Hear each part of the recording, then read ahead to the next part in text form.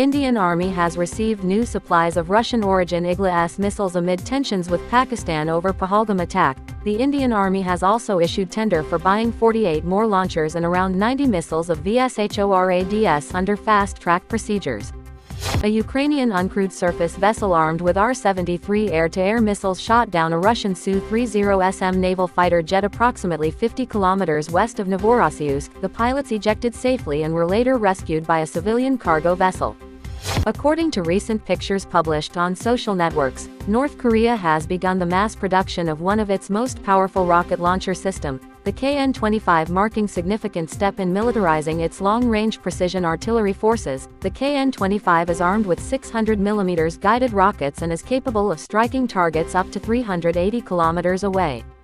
The U.S. State Department has approved a potential $3.5 billion sale of advanced air-to-air missiles to Saudi Arabia. The deal includes 1,000 AIM-120C8 advanced medium-range air-to-air missiles, commonly known as AMRAAMs, and 50 additional guidance sections along with a suite of support equipment and services.